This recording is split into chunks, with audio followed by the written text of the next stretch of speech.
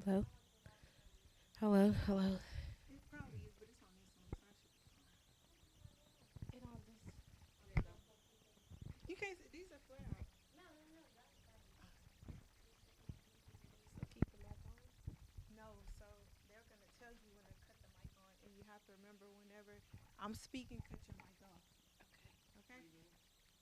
3 minutes? You just went in and started, didn't you?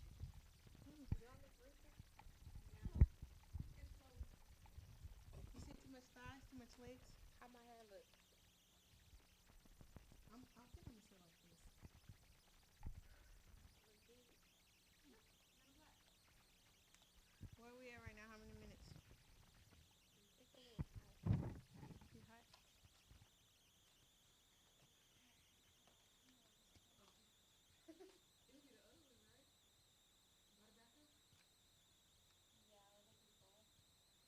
I think I'm going to use this at the end. I'll just go ahead and put it in. I think I'm going to use this at the end. I think I'm going to use it. If I ask you a question, just flow. Okay? Right. Don't don't be like just let it flow. Just okay. If I ask you a question and it sounds like I don't know you, just answer the question like that because they don't know you, and this is real life. What? What? Uh, this is a real life thing. This is a It's stuff. where you make me very. But Father, we come against every spirit of nervousness, every spirit of anxiety. Father God, we pray for peace, Lord God. We pray that your word will go out, Heavenly Father, and through the testimony of her life, Father God, by the blood of Jesus, Father God. I thank you that even now souls are overcoming, Heavenly Father, that they will find freedom and liberation and will no longer be silent, Heavenly Father, because her voice is being heard. Father, we lift you up and humble ourselves in the sight of you, Lord God. We take authority and dominion over all the airways, Lord God, that there will be no satanic or demonic interferences, Father God, intrusion or invasions. Father, we submit the totality of our being unto you, Father, and we ask that you will have your way on this night, Heavenly Father. Yet and still, Father God, despite, Father God, what we have faced, Father God, adversities that have come against us this day, Father God, we ask that you will be glorified, Heavenly Father, that you will be lifted high, and that you will get the glory. Father God, we come against our revelational thieves and bandits, Heavenly Father, in the name of Jesus Christ. We lift you up. We bless your holy and righteous name. We pray. Amen. You looking at me? Yeah, like if you.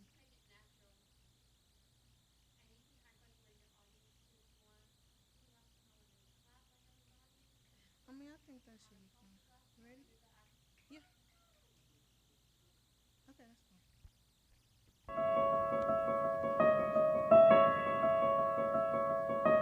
You are now watching the Vision Channel, where Habakkuk 2 and 2 says, write the vision and make it plain, so they that see it can take it and run with it. This is the channel where faith and vision collide to bring forth a manifestation. You're watching the Vision Channel.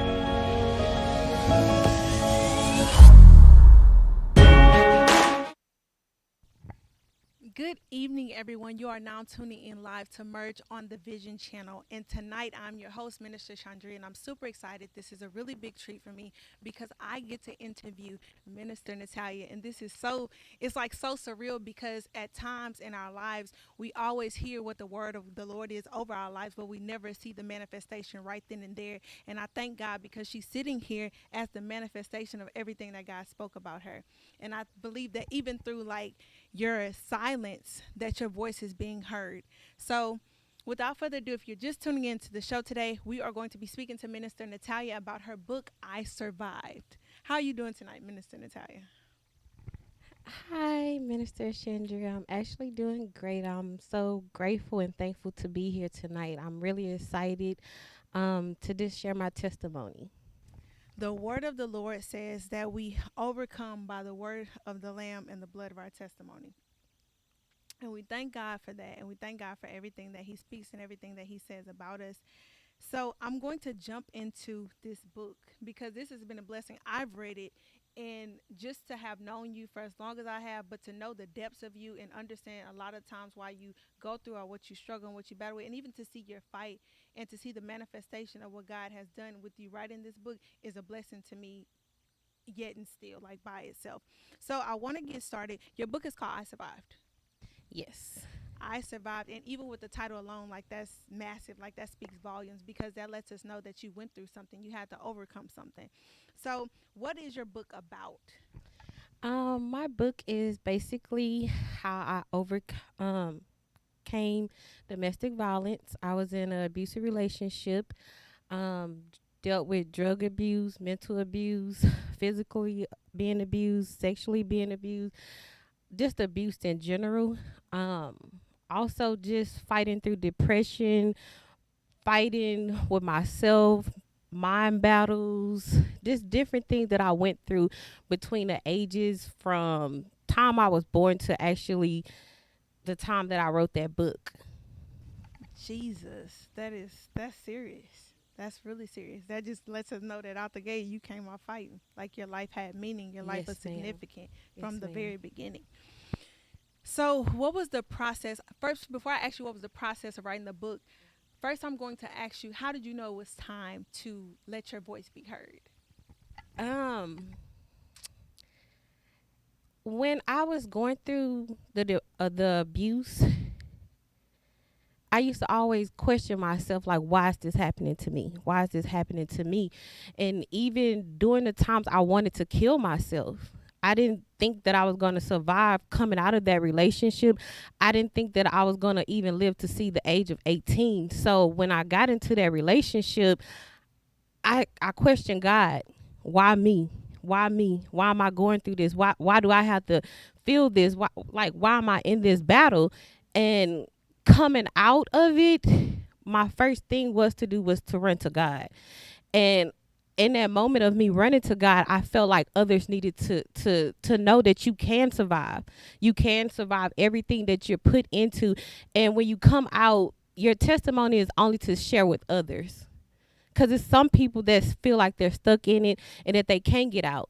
And for me to get out, I promised myself that I'll live to tell others that I came out, that I surpassed everything. So it's only right for me to tell my story. So, my next question is, like, when did you get your relationship with God? I grew up in church, um, very traditional Baptist church. Um, I always had a relationship through others. I never had a personal relationship, not until I came into my adulthood. And when I was able to build my own relationship, it brought clarity.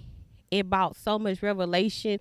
Just me being able to hear God for myself and not through others. That was my relationship, is that I wanted to be able to hear God for myself. And I did not hear God for myself not until maybe 21. So I went through being deaf to not hear God, to me feeling like the only way that I could hear God was through a pastor, through a family member, through my grandmother. I only seen the relationship of God through my grandmother. So I always tend to go to others for advice, thinking that that was my only way to get to God. So I didn't have a relationship not until I was 21. Lord have mercy. Before I get into this process, or what was your process of writing this book, I just want to kind of let our viewers know, and even those that are in the studio right now with us, to know what was like your moment, your the time that you were in. Like, what were a lot of your thoughts going through, like your life? Because it seemed like you were faced with a lot of adversity. Like, what were those moments like for you? It was always hard for me. Like growing up, we grew up poverty restricted. My father was on drugs. I was in a one parent home with my mom. Even though my parents was actually married, my father wasn't there in the beginning. So all my early childhood stages, I didn't have my father because he was on drugs. So um, a lot of times when we dealt with things through kids, it's just like you look for your father to be in the home, especially with little girls. You look for father to be that protector, to be that foundation. And a lot of things that we went through as children is because we didn't have a father. That's how I looked at it. I felt like we were struggling because my mom was working, father wasn't there, or with the molestation, my mom was working, father wasn't there. It always went back to me. For me, it always went back that my father wasn't there when I needed him in my prime ages. Going through the adversities was very hard and challenging because I was always labeled. If it wasn't family members, it was always the school system. I struggled with being tied tongue. And by me being tied tongue, I was like labeled as mental retardation. I'm like, even though I knew how to read and do this and that, it was just like I was always labeled with something. And then, when you grow up being poverty restricted, you're on government assistance. So people already label you as being bad. And it's not that I was bad. I was actually like shy, quiet to myself. But since I was quiet, I went through so much because I didn't speak up. I couldn't defend myself because I always let people say, okay, well, she can't talk. But since I couldn't talk, then a lot happened. Depression happened. At the age of probably 7, I was already labeled as obesity. And because I just ate my way through my problem, and no one stopped to ask, like, why are you eating so much? And my grandmother felt like, well, they not eating at home, so let me just, feed them a little bit more. But it was actually that I was depressed. I couldn't recognize that I was depressed at a young age because it was so much going on, but I knew something wasn't right. And I didn't know how to overcome it because it's like everybody has so much going on. So it's like I didn't have a relationship, so I didn't know pray. I didn't know go to God. I didn't know anything, so I just kind of ate it. I just ate my problems away. Yeah. Okay. So fast forward, the Lord tells you you have to write this book. Because I always like to ask, what were your initial thoughts? Because your initial thoughts are everything. That's when the battle starts. As soon as you receive that word, the battle is going to start. So what was your initial thoughts when God told you that? Like you?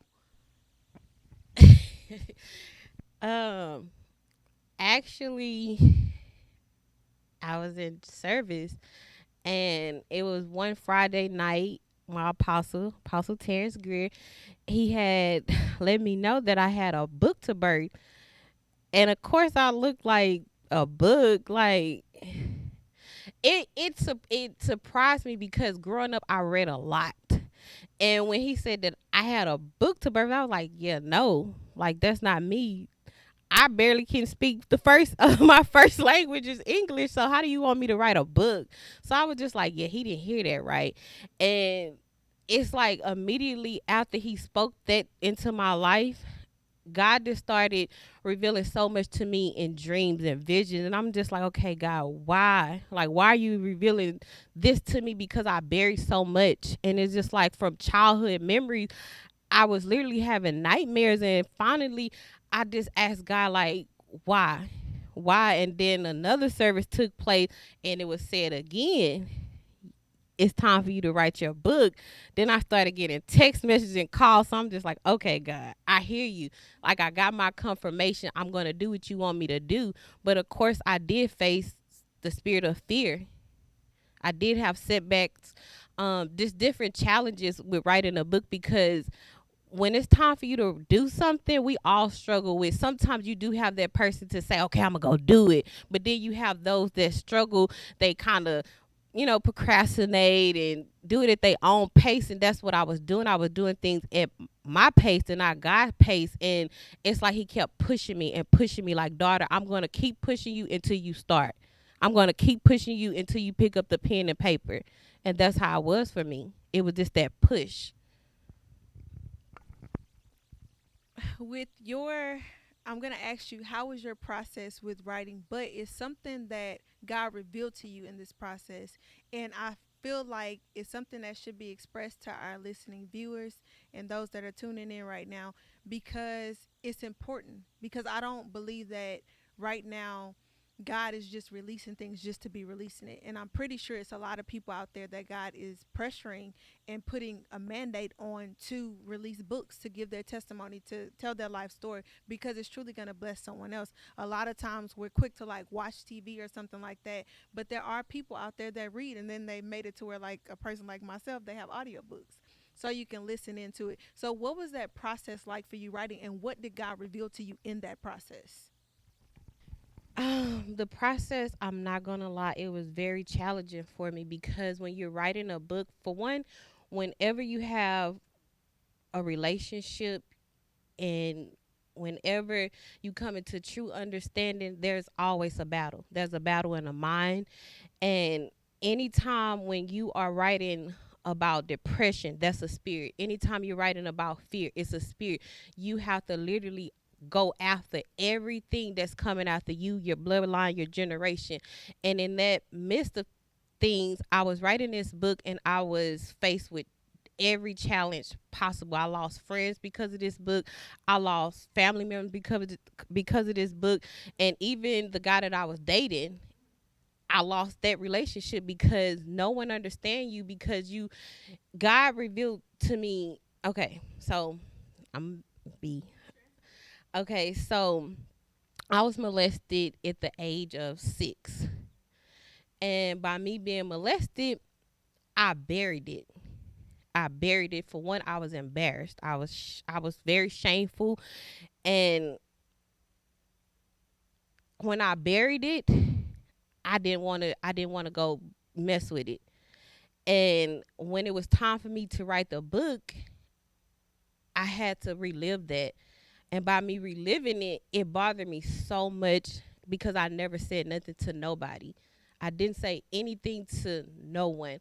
And when God had showed me the dream, I was like, okay, God, why you showing me this? I'm like, if you want me to put this in this book, you know it's gonna cost so much because no one knew about it. But in the midst of me putting it in the book and me being open about it, I had to have that conversation because I didn't want to put anything in that book without like letting my family know, like, okay, this is what happened. And by me, expressing, opening it up to my mother, I realized it was a generational curse and I didn't know it. But by me, letting her know, like, Mom, this is what happened to me, my mom was able to open up to me and her mom. And we didn't realize that it was generational. So by me, coming into understanding, that was something that I had to defeat with generational curses. I do have daughters. So, of course, I don't want that to happen to them at all. So I had to go through fight after fight just for this book to even come out.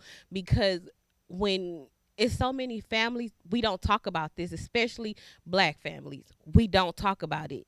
In other races, they don't talk about it either. But with the black people, we don't talk about it because we always want to protect the aunts, the uncle, the mom, dad. We want to protect it so we can protect our families, not knowing that if we don't, tell the truth and be open and transparent, that we just let this generation continue to go on and on. But it stopped with me. It stopped for my daughters. Lord have mercy. So, of course, you just vocalized that you are a mom. With writing this book, what freedom did it bring to you as far as being a mom and for your children? Um, so my daughters, they know that I wrote a book. They don't know what's in the book, but it did something for me because since I was able to do it, it opened the door for if my daughters want to write a book, they have that they can do it. If other family members want to do it, they can do it. Sometimes it takes that one person to be that trailblazer for the family. And I'm the first person in my family to write a book. So I know I'm not the only person to have a testimony. So it just opened the door for others to write a book. And I have had family members to reach out to me and just be blown away, and just it motivated them to write a book. So now my girls are not at an age where they want to write a book, but eventually, if they go through something, because we all go through things, so it just opened the door for them to write a book. Amen. And you have a son.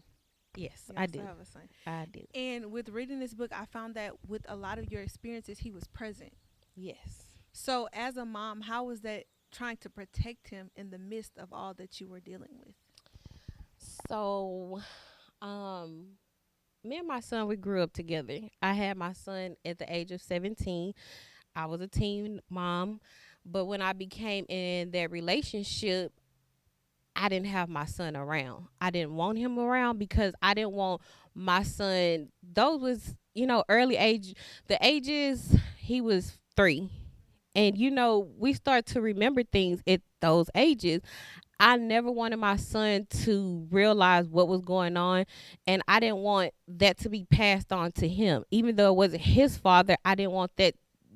Just by him being around the environment, you are a product of your environment, and I didn't want him to feel like it's okay to put your hands on a woman.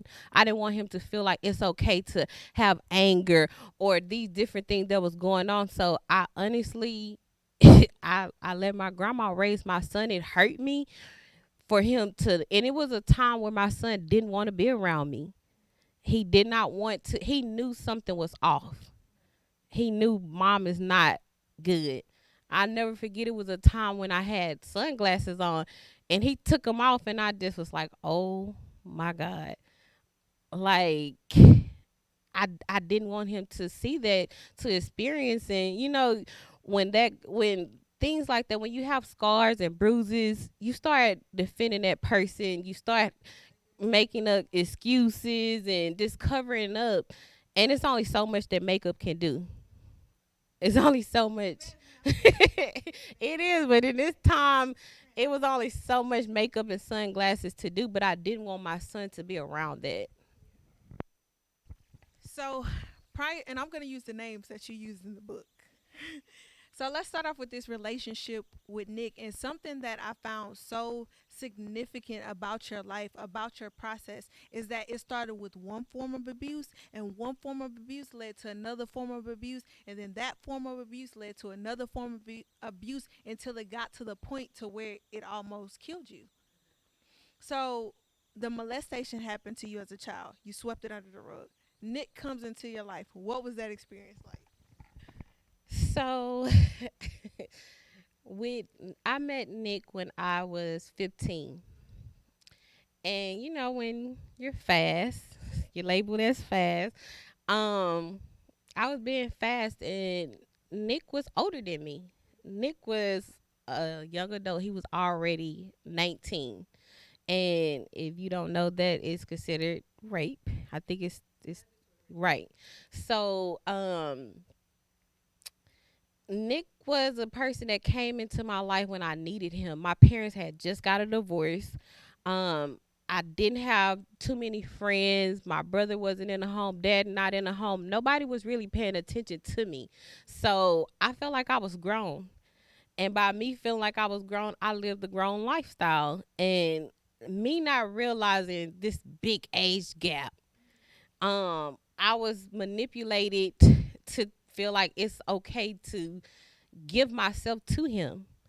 Not realizing, since I was molested, I felt like it was okay for me to have sex with this grown man. And it was so much that I didn't pay attention to when I was 15, because you're 15. You 15. You're 15.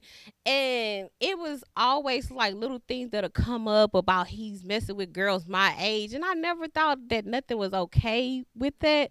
But when I wrote that book, come to find out that my ex, and I'm gonna just say it, he's a registered sex offender.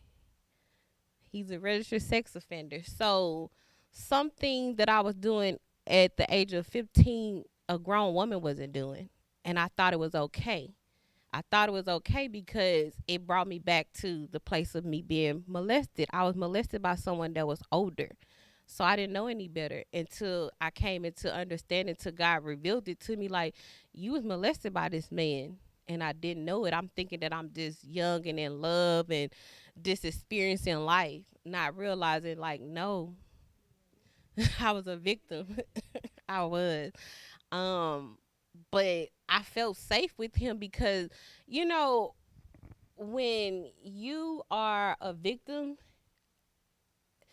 the person that is preying on you they know how to manipulate you. So he showed me that he cared. I really felt safe with him. Not only because he was older, but it's just that I had started taking pills at an early age. I couldn't sleep, so I got addicted to pills. And he was the first person to tell me, like, hey, you shouldn't be doing that. And that was a sign of he cared, but he didn't care. He just didn't want more charges on him. He didn't want more charges on him. But and plus I can make him feel good if I'm not high. So I was really being molested and didn't know it. All over again.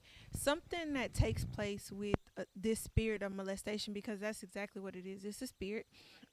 Same thing with rape, is something that overtakes an individual, and then from there they Mm. respond or react a certain type of way. Mhm. And something that I found with it is that it just follows. Like, it goes from one person to the next person, and either that person becomes the molester, or they just, it's just constant. It's like they have a mark on their head, or the spirit is just on them to where the next person comes and does the same thing. So it's like the same situation but a different face. Same situation but a different name. And a lot of times that's how it happens. Now, when it came down to your relationship with Nick, it was a form of abuse, sexual abuse, of course. But did you feel like he was taking the place of your father at that time? I did because I felt safe. I felt like someone cared. When my father came back in our life, my father always made us feel safe. Anytime a man is in a home, as a kid, you feel safe, and especially when you're not being violated by your father, because you do have some fathers that violate you. But I always just felt safe with my father. So being with Nick, I felt a sense of being secured. Because he cared. He showed that he cared. Um, I stopped talking to everybody. You know, it's so crazy that you're 15, but you're talking to so many people. I had options at the age of 15, but I stopped talking to everyone to talk to someone that actually gave me a sense of time, a sense of, and even with financing, because he was older, so he had a job to. If I needed clothes or shoes or food or anything that I needed, he was there to give, and I felt like it was okay. You said in the book that your son liked him. Your son took a liking to him. So he not only stepped into your life as your father, but he stepped into the life of your son as a father figure as well. So when it came down to his infidelity towards you as a child at the time, how did that make you feel? It brought me back to the place of when my parents separated. Um, because all I wanted to give my son was the foundation of a family. So when he cheated, it brought me back into a place of disappointment because I trusted him.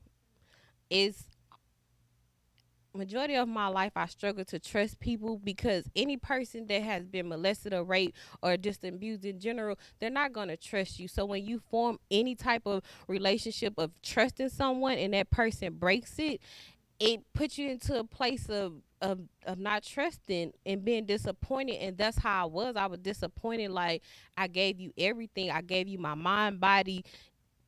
I let you come around. I took you back after you broke my heart the first time, only for you to do it again. And it was just like, okay, I'm not going to be able to give my son the family that he desired. My son desired to be in a family at an early age. He always wanted, you know, me and his dad to be together. So when that didn't happen, you see the next best thing in line, and it was just a like a. I felt like I was disappointed in my son, not giving him what he desired. So fast forward, you get rid of Nick, and then Reggie comes. When Reggie came into your life, what were your thoughts? Like, that initial time, was it love at first sight or lust at first sight? What were your initial thoughts when this man came into your life? Um, Reggie came in as Superman. He came in like right when I was um literally breaking up with Nick, and so when he came in, he was able to see the heartbreak. He was able to see the pain, the tears. I literally had cried in front of this man before I knew him. Yes. Like Reggie came in just saying that, and some men use the prime example. I don't want to do what the next man did to you. I want to fix it. I want to make you better. I want to, grow with you, build with you. They use the right words, and he was older than me. So I'm 21 now. I'm 21. He's 31. He's more advanced. So it's yes. So he's not coming in with just no, hey, little mama. No, he's coming in as a grown man. He's coming in as someone that's more mature, someone that's more advanced than me. So he had me by the age. It wasn't love at sight. It wasn't. Um, it wasn't lust either because I was so broken to the point I didn't want to be in a relationship, and I let him know off the rip, like, I don't want to be in a relationship, and he was like, that's fine, I just want to be your friend.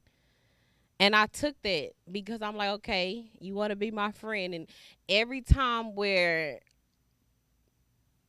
felt like he was trying to force himself, he would always be like, no, no, no, no, no, no, I just want to show you you can have a good time as being a friend. And it wasn't where he came in using sex. He was using money. He was using money, but it wasn't about the sex. It was more so as I could take care of you, but I could take care of you as a friend. So he became your security blanket, He did. that shoulder to cry on, that knight in shining armor. He did. Did you allow him to meet your son like head on, like spot on, like initially, or was it something over time that you kind of built as a friend, and then it's like, okay, how was that? It was something that was he wasn't introduced to my son right off, but he was a friend of the family. So my son was around him a little bit, but he wasn't introduced to my son as a boyfriend, as a friend. It was just more so this is a friend of the family. And of course when he came in, my son was 3, 4. So it wasn't just pushed on my son. Some may say, and I believe this too, that children are really discerning. So a lot of times people will go off of the first impression when it comes to the child meeting a significant other to make the decision if that's who they wanted to be with. Was that something that your son did initially when he met? Is that something like, was that a mind frame that you had at that time?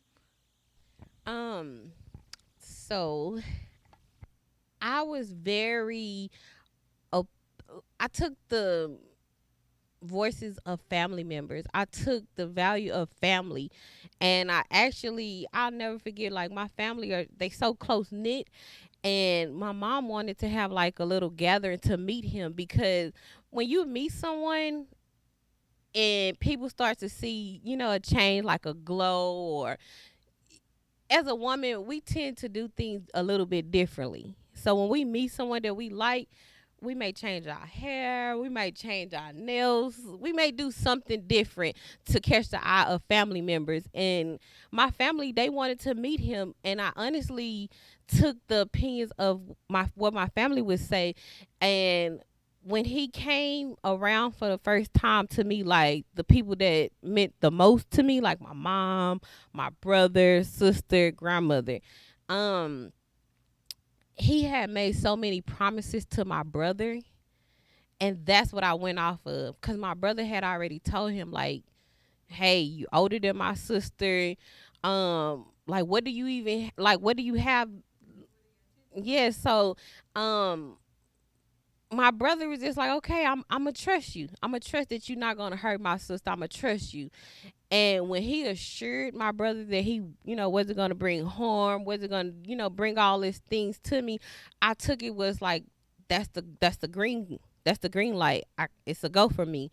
And eventually my son came around, but my son, I should have paid attention more to my son because my son was intimidated by him, like, far as he's bigger. And it was a red flag because my son had told me when we was dating, he was like, Mom. I was like, yes. He was like, that's a bad man. And I didn't take heed to it. I didn't take heed to it because, again, it goes back to not having discernment. It goes back to not having relationship. But my son had told me at the age of 4 that that's a bad man. And I didn't consult with God, like, what do you mean? And I asked my son a little bit, what do you mean? Like, what do you mean? And he just said, it's a bad man. He just kept saying, that's a bad man. And it stuck with me. It stuck with me for a little bit, but I didn't see any red flags other than my son saying that's a bad man. It's amazing how God will use a child, and a lot of times He uses children because they're going to get the point across, even as adults, if we don't. So that was a blessing, even knowing that about you, finding that out, and knowing that He was basically He was the voice of reason. So that was something I always keep like in the back of your mind. So you get into this relationship with Reggie. Okay, you're there. You're head over heels. How long? Because I know a lot of times when it comes down to like domestic violence and predators, as far as molestation and rape, they're really subtle and they're really patient and they wait. So a lot of times it doesn't happen like spot on. It's something that could take months, days, weeks, sometimes even years. So with your situation, how long before the abuse actually started?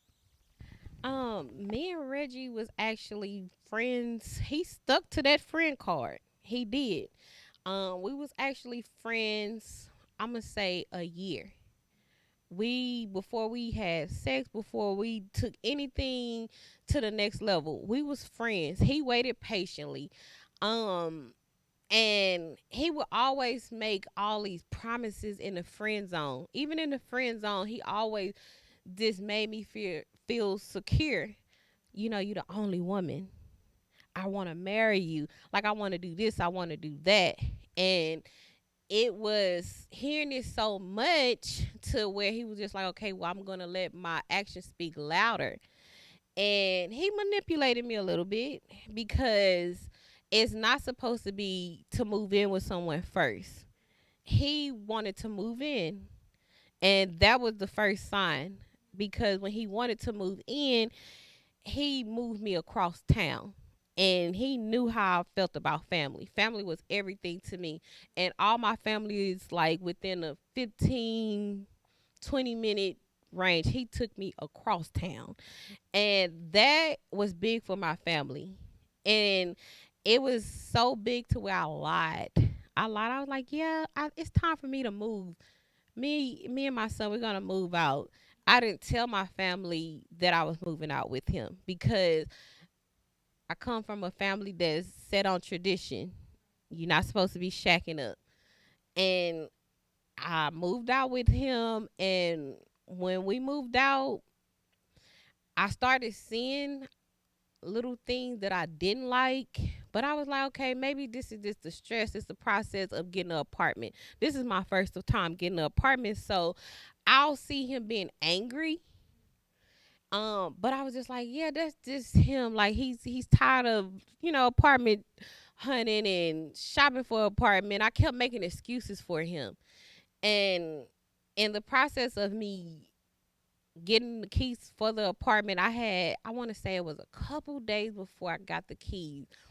Um, I decided to cut my hair off. I cut my hair off, and I when I cut my hair off, to him, it was more so, what are you doing? Who's making you happy? But in my eyes, it was him that was making me happy. And we had ended up going out to eat, and it was a guy that was actually across from me that I wasn't paying any attention to, but he seen the guy. And in the midst of him seeing the guy, he got up and walked out of the restaurant. So I'm just like, are you gonna come pay? Am I paying? I'm just like, what's going on here? And it made me feel so uncomfortable because he got up so like with rage to where the table shook a little bit. And I never been a person to expose my body or anything, but the outfit that I had on made him feel very insecure. And by him seeing someone, looking at me, he had got like really, really, really angry. And I was just like, okay, all right, this what we're doing. And I'll never forget, like, he was quiet the whole way to me dropping him off. He was really quiet because we don't have the keys yet. It's like literally, I want to say maybe 2 or 3 days. And he got out that car and slammed that door. I can't see at night, but the way I bagged out, I backed out so quickly. I was just like, yeah, this is the end. I'm not going back. Like, it scared me to the point I thought my car window was just going to shatter. This just like break. And I was just like, okay, I was like shocked. I was like, okay, what did I do? I'm like, just trying to figure out what did I do. And I was just like, I'm not coming back here. Whatever I did, I'm not coming back. And I was like, I'm done with it. And me making my mind up that I'm done, like I'm not gonna do this. Um, his cell phone had slid under the seat, and when it slid under the seat, it started ringing. So I'm like scared. I'm like to the point, when something happened and you just shaking. I'm just like, oh my God. I'm like, what is this? Like I'm looking at my phone and it's not ringing. So then my phone started ringing, and he was like, bring my phone. I'm just like, no, like I'll mail it to you. Like, no. And I was just like terrified, and I was just like, I'm not gonna do this. But that was when I end up coming because he threatened me. Like, if you don't bring me my phone, I'ma come to you. And I'm like, no, he can't come to me. Like, he can't come to me. And I ended up turning around. I'm praying. Like, if I never knew how to pray, I was praying then. And when I came back, he was waiting on me, like literally in the front of the apartment complex. And I'm just like, here. He like, pull a car over. I'm like, I'm like terrified. Like, no, I'm not gonna pull a car over. But I ended up pulling the car over because it was love that was formed already. So I pull a car over. He was like, I'm having a real bad day and this, that, and another. He was just, saying all these sweet charming words like, I don't want anybody to hurt you. And that's one key word when the abusers say they don't want anybody to hurt you, and it's them. And I was just like, you don't want anybody to hurt me. He was like, yeah, that guy was looking at you. You can't be dressed like that. And he was just like, you wasn't even paying attention. And so here I am thinking it's me when it was him. It was him. All along, All alone, it was definitely him. hidden in plain sight. Yeah. So the first incident happens. He doesn't put his hands on you. No. That he doesn't hit you. He just hits the door. He doesn't hit you. He hits the door. Right. When was the first time he actually put his hands on you? Um.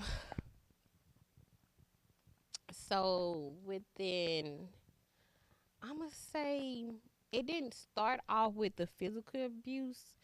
It was more so mentally. Mentally, the abuse started as soon as we moved in with each other. Um, if I didn't answer my phone, he would accuse me of cheating. If I wasn't home at a certain time, I'm cheating.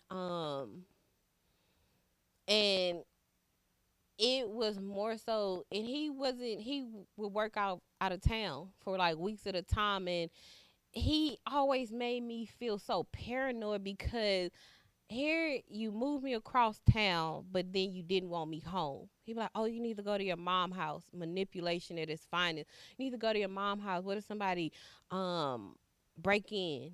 And I would just be like, huh? Like, what did you move me in this apartment for if you thought so much was gonna happen? And before I knew it, he went from working offshore for all these years to wanting not to go out of town and work. As soon as he stopped working out of town, I realized he was drinking. That's when I was able to see, like, this is him. Like, he would drink from time he woke up to the nighttime. And the first time when he had put his hands on me, he thought I was cheating on him. I got off work late and I didn't answer my cell phone because he embarrassed me. He called me on my job. And I'm like, okay, you calling me on my job. This is how I make money. Like, it's nothing wrong. He just wanted to make sure I was at work. And at first I thought it was cute. I was like, okay, well, he just really checking on me. Like, he really cared about me. But he was actually clocking every minute of, he was just clocking me. And I didn't like it. And that time when I didn't answer my phone, and that phone call, I should have known. It was like, oh, I miss you. I can't wait for you to get home. This, all this. I was like, oh, I'm coming, and this, that, and another. And when I walked in, it was like a fight for my life. It was literally a fight for my life. Like, I was just shocked. Like, this can't be happening to me. And I was so glad that that night my son didn't want to come home. I was so glad he did not want to come home. This man attacked me, and he was big. So at the time I was maybe every bit of 180. I tell my size, but not now. But I was every bit of 180 at the time, and he's every bit of 300 pounds solid. So that first hit, it was a blow. I was just like, this can't be happening. And I never forget when he kind of took me and threw me. When he threw me out, I'm not gonna lie, I was just like, it hurted so. I was just, it hurted, and I was in so much pain. I just laid there. I just laid there. I was just like, you know what? You win. You win. I couldn't fight back. I was just in a mind state of just afraid, like, if I fight back, is it going to get worse? The first thing that came to my mind was to just lay there. Jesus. How long after that did it become continuous? Was this a every now and then thing? Did it only happen when he was drinking? When did it occur, and how often did it occur? After that, you get the flowers, you get the, this is not me, it's you. I'm sorry, forgive me. After that, it happened, I'm gonna say like maybe 3 weeks later. 3 weeks later, I was like, okay, I'm gonna fight you back. I'm gonna fight you back. I'm a fighter. So I'm like, I'm gonna fight you back. But in the midst of me fighting back, it was more so, because that second time I was just like, I'm not about to stay through this. But it became mental. If you leave, I'm going to kill you. If you leave, I'm going to hurt your family. If you leave, I'm going to do something to your son. It was so many threats, and it just became in my mind to where I felt like I'm going to have to stay in this. Like, if I want to survive, or if I don't want this man to hurt my family and my friends, I'm going to have to stay in this. So I used to try mentally to prepare myself. I would try to beat him to the punch. Like, if he would tell me to be home at 7 o'clock, I'm at my job at 4 o'clock preparing my mind. I'm preparing the staff. You know how they say prepare the others? I'm preparing them to let me leave on time so I can go run check on my son and get across town to be at home. I was like, I'm going to beat him so he wouldn't beat me. And it was anytime he got drunk, anytime I went sleep with him, because let's be real, once you start putting your hands on someone, they're not going to want to have sex with you. And that's how I felt. I didn't want to have sex with him. I didn't.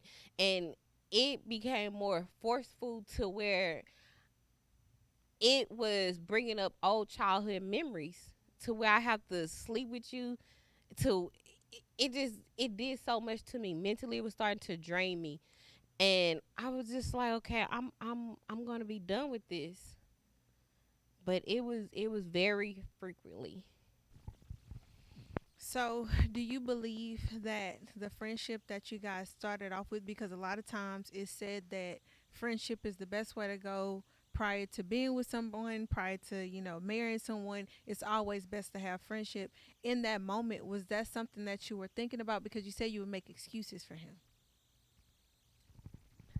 Yes. Um, I did think that by us having that friendship, because I'm a loyal friend, and when it comes to friendship, is I always feel like my friends turn into family, and sometimes you don't want to look at your friend as bringing harm to you. So I didn't think that it would even come to that, and even when I wanted to leave, I didn't think, when you tell your friend, okay, we can't be friends right now, or you can come to your friend and talk to them, however, but in this case, he wasn't a friend. I think he just kind of was just pinpointing like small details about me, because when you build a relationship with a friend will tell you everything, especially when you're hurt, because you always look to vent to your friends. So everything that I vented to him about, he used it against me. So the things of childhood pain to relationship, he used that against me, and he will always bring up everything that I told him as a friend. He would bring it up and throw it in my face and use it against me. Spiritually, and I'll give a spiritual perspective. Spiritually, this is called the strong man. This is the one that binds you up in your mind, sets strongholds upon your mind. You feel helpless, like you can't do anything, like you can't progress. And this is something that happens naturally. And I know a lot of times, once we see that we're free naturally, you're really not free unless that strong man is binded up spiritually. So then you go through your life and you're thinking, okay, I'm fine, I'm free, I'm set free from these things, but you still have the same mindset. You still have flashbacks of something they call it, I think it's called green lighting or something like that. Things constantly pop up that put you back in that mind frame.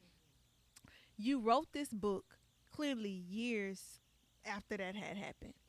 Clearly, years after that had happened. Did you ever stop to think, or was it revealed to you in that time that this was the strong man?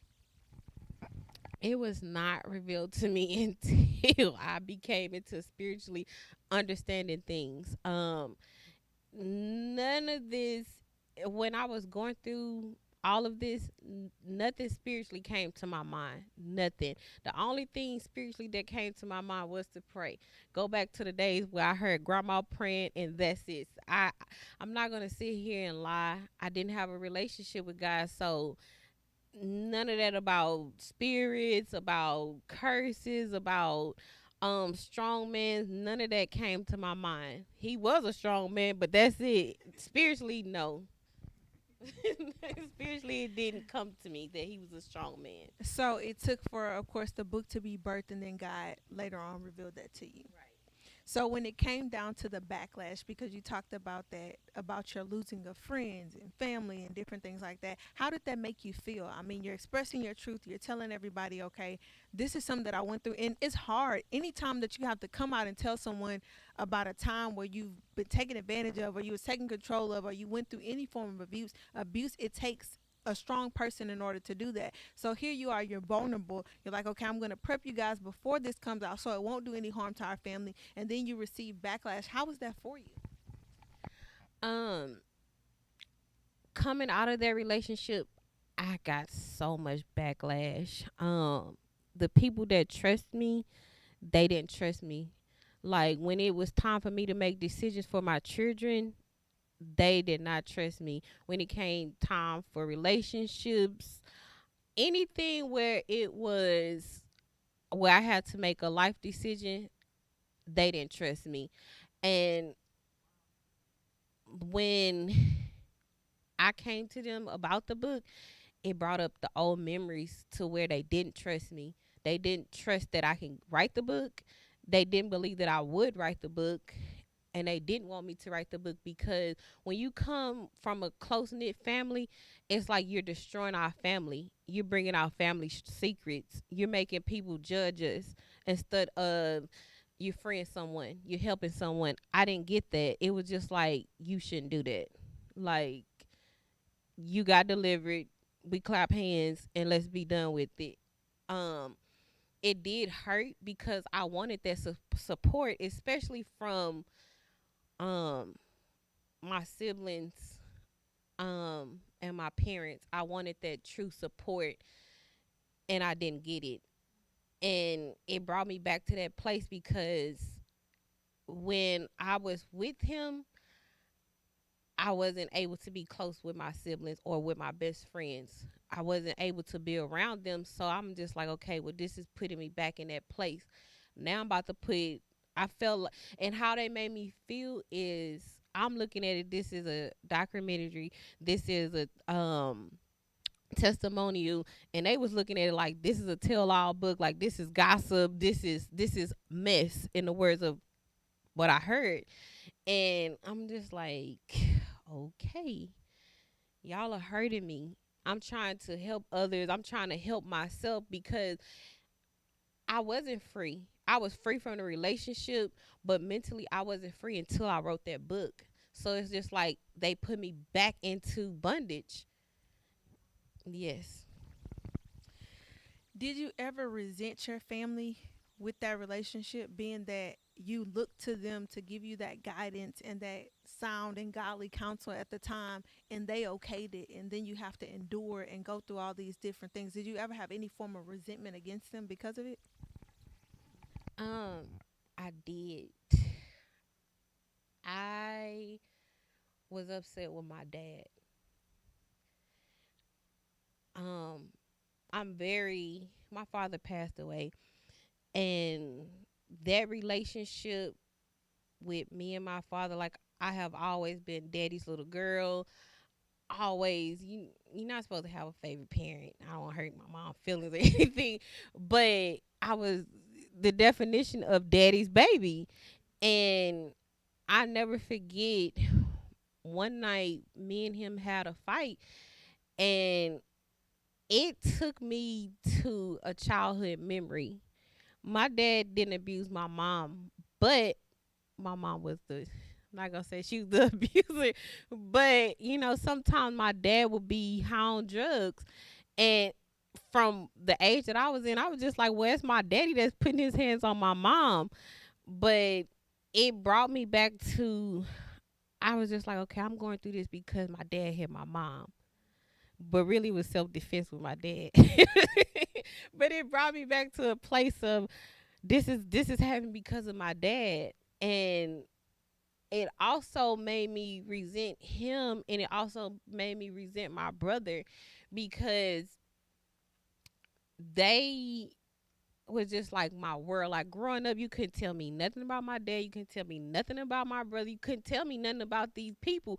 But I'm just like looking at relationships. I'm just like, well, my dad messed over my mom. My brother messed up over his girlfriend. So I'm just like, this is coming back. It's a backlash to me.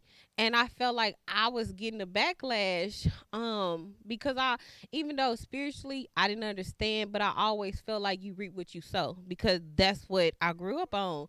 So, and I was just like, okay, well, I'm reaping this because of the seed that my father and my brother sown.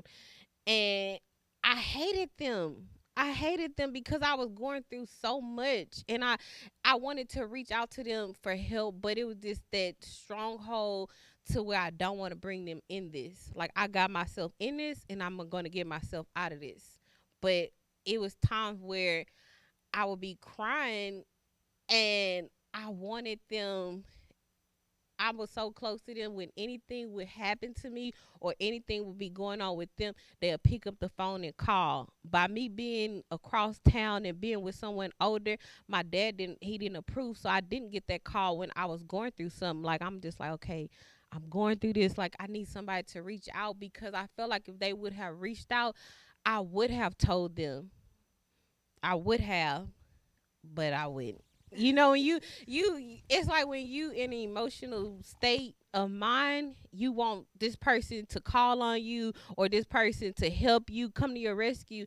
And when it was an incident, that did get back to my brother, I didn't tell him the truth. But in that time frame, I did resent them. But I felt like, well, you coming to the rescue when it's too late. Like I'm already exiting the relationship when you want to call. So I was just like, yeah, no, it's not happening. Lord have mercy. This is blessing me. It really is blessing me. So it's really common too whenever it comes down to victims of domestic violence that you have women or even men, because sometimes men can be the victims too. So it's very common for an individual to want to be saved and set free, but when help comes, that is refuted and it's not received. So that's a very common thing, and it's not just with one culture; it's with multiple cultures, because it's like a mindset, it's like a mind frame. So you're stuck in that place. It's like you want to come out of it, you want to get out of it, but it's like, how do I get out of it? And if they come to help me, then what am I gonna do? Because that's my security blanket, that's my place of safety, that's who I become dependent on. And I think a lot of times, going to the spiritual aspect of it, this is what the enemy uses to take captive those that God has called to be free and to function and operate from that place of liberation. So with you, you told us in the book that you became pregnant. You became pregnant for Richie. So now you're at this point to where you're pregnant for him, but you're ready to go. You're sick and tired of being sick and tired. You don't want him to put his hands on you anymore. You're not only, of course, you have to fend for your son to protect him, but now you have another baby on the way, and it's like, okay, I have to protect this baby because they're actually physically a part of me. We're attached, but they're also like their life is depending on it as well. Because if something happens to me and I'm pregnant, something's gonna happen to this baby as well. So when was your ex? When did you know it was time for you to exit? Um, so it was when I first found out I was pregnant. I was in a process of leaving. Um, I was in the process of leaving. My mind was made up. I'm like, I'm done with this, and I felt like everything was taking place for me to leave. We had got evicted out of our apartment.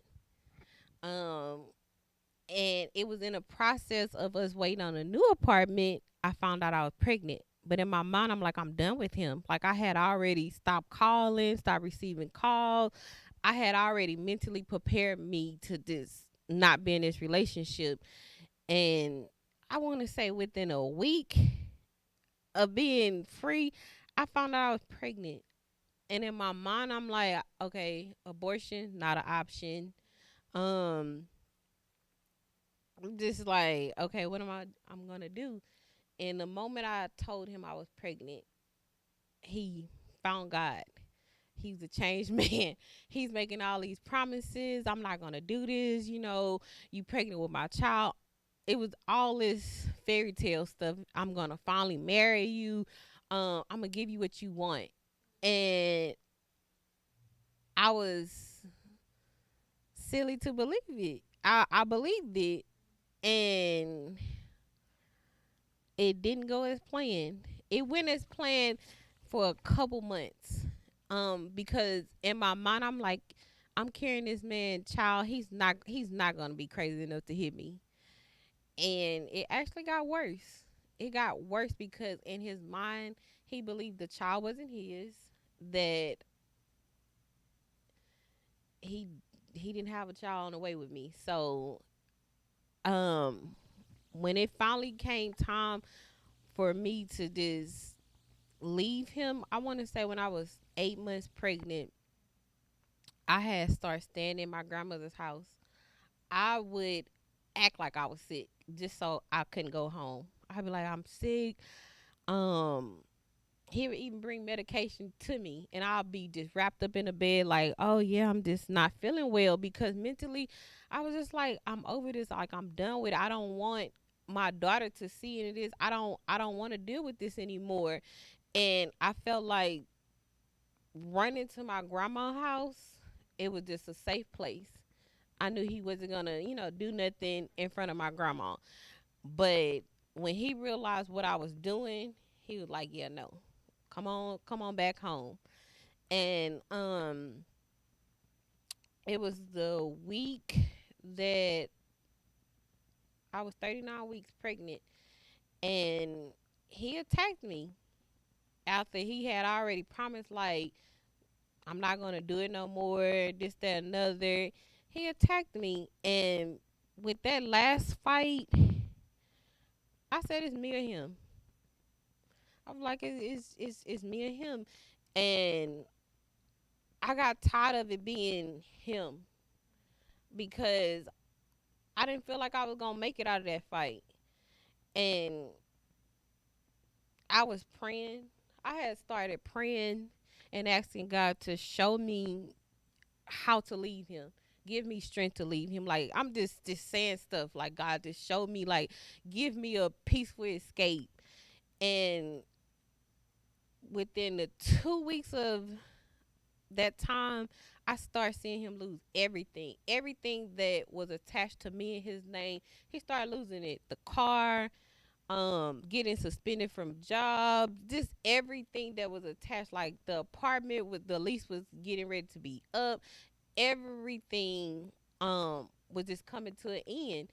And when he put his hands on me, I literally waited till he was asleep and I called the police.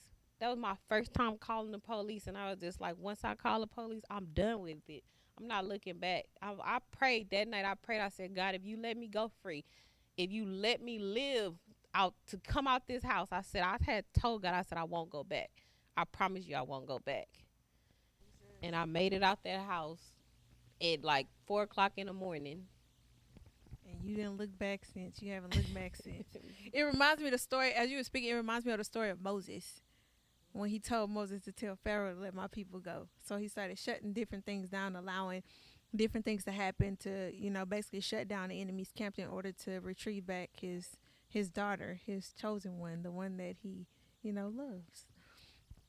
So with all this being said, with you sharing your testimony with us on tonight, what have you learned? I learned to love myself because I didn't. I didn't love myself. I learned to trust myself. Um, I learned so much from just being able to stand on my own because I always felt like I needed someone to stand with me. If it wasn't a man, it was a family member. And through this process, like I learned it's okay. Like God is with me. Like I don't need a physical being. Of course, you want to be married and all of that, but I learned to just have that relationship to know that I'm okay. And I got a voice. From me being, I'll never forget just in elementary, I was so quiet as a child. The teacher used to mark me absent. She used to mark me absent because I wouldn't raise my voice. I'd be here so soft spoken. And I was timid. And this gave me a voice. Like I honestly didn't have a voice on my own. And finally, I have a voice not only for myself, but I have a voice for my children, for my generation, for other women. I have a voice. And with that voice, I always promised I made a vow to God. And I always told God, if you allow me to just get out this, I promise you, whatever you want me to do, I'll do it. Whoever you want me to tell, I'll tell them. Like, I don't care who it is. I have a voice and I'm going to use it. Amen. Last question, probably last two questions. But the forgiveness, have you forgiven them?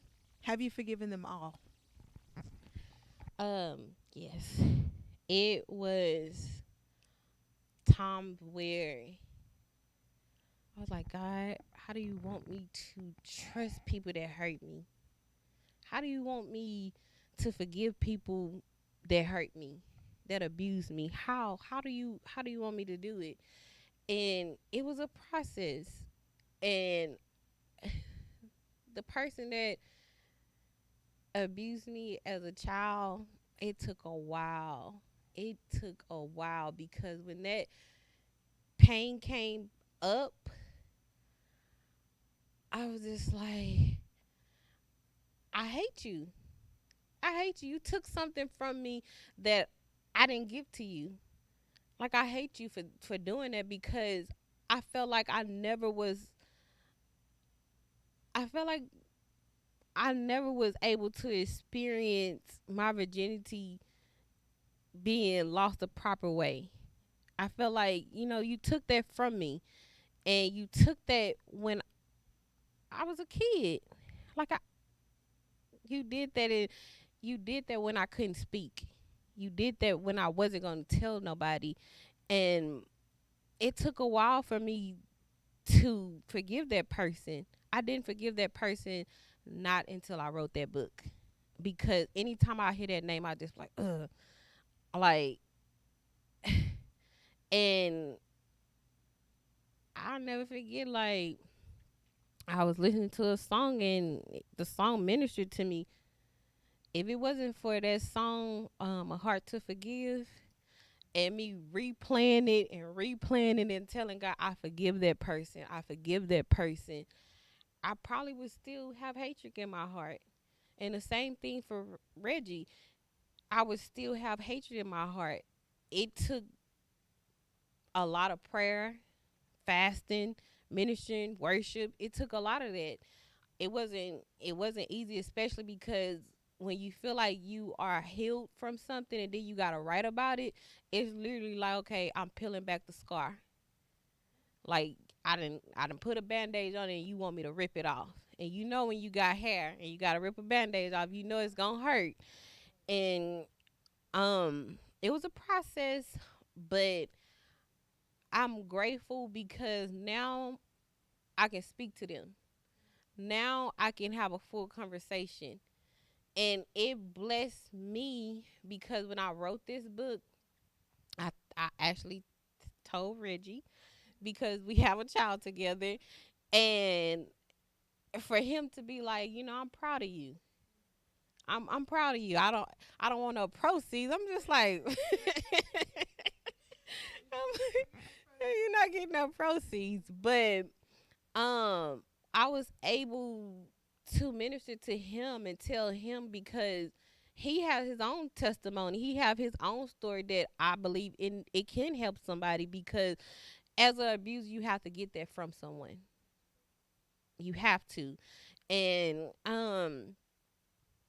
it took a process because I was robbed of time too. You lied to me. Like, so it's a process, but like I always tell anyone that's going through something, my first love is writing. And from the ages of probably like maybe 8 on up, I would write.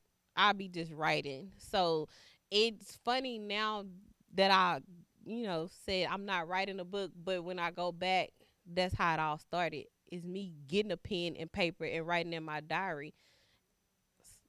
Hmm. Well, one thing I thank God about when it comes to you, Minister Natalia, is because I was able and I had the blessing and the privilege of knowing you prior to you writing this book, and to be able to see your evolvement and your change and how God has used this very start of ministry. Anytime that you release your testimony or you tell your story, it's the start of your ministry. It blesses someone and it brings souls in, and it gives so much life to a lot of those that are lifeless. A lot of times your very blessing or your very deliverance can be within the person right next to you. So even knowing you prior to and knowing you now, you have evolved into an amazing woman of God. And I truly thank God. That's how WOG was created. And I thank God for the woman of God sitting right there. But lastly, what is your prayer for all those that this book may find and all who reads it? My prayer is because so many people, and you said something. So, ministry. Um, God has blessed me to meet so many young women, even older women, that this book touched them in so many ways. And I wasn't looking when the book was first published. I was being inboxed by so many people that just said, you inspired me to write a book. You encouraged me to come out, and so many stories. Like, it was, I didn't think that I was going to get that much feedback. And my prayer is that someone else that's struggling to write a book, that they will write it. My prayer is that they would surpass everything that they're challenged with, because sometimes it is family. You think about family, you don't want to hurt your family, but you have to push past that. You really have to push past it, because by you writing and telling your story, you free the next person, you free your generation, and you defeat every spirit that's after you, every spirit that's attached to you from the things of the past. You defeat it. And my prayer is that they will write their book, that they will tell their testimonies, that they won't be in a place of being fearful. It's so many people that God has called to write books and they haven't wrote the book, because the first thing come to mind is, what would people say, especially when you're telling your testimony. Because especially with people that's been abused, a lot of people struggle to believe them, because if you didn't say nothing then what make you say something now? And you get a lot of backlash from that. And I'll just encourage everyone, if you have that testimony, write your book, because your book is you breaking your silence. Your book is you breaking free. How can we purchase this book, I Survived? You can purchase it from Zula and Press, Barnes and Noble, Amazon, Target. I believe Walmart still have it as well, and I do have some on hand. Amen. So you got to reach out to Minister Natalia to purchase those books that she has on hand. Amen. I want to read something in closing. Something that is right before the dedication of this book. As soon as you open it, it says, I survived. And it says, no longer will I be a victim of being silent. My voice will be heard. And I thank God that your voice has been heard. And I believe that it will go to the four corners of this earth, of this world. And again, that all who read it will find true liberation. They'll find the voice that they have never had. And it's going to bless them. It's going to deliver a lot of people. And I truly thank you for being bold enough, being courageous, and more than anything, obeying the voice of God to actually do this. It takes a strong person, it takes a courageous person, and you cannot do this by yourself. You have to have the support of our Heavenly Father with you. So it's been a blessing to have you here on the show tonight. I thank everyone who tuned in on every platform. I am Minister Chandria along with Minister Natalia. and we are signing off on Merge on the Vision Channel. We'll see you guys next week. Good night.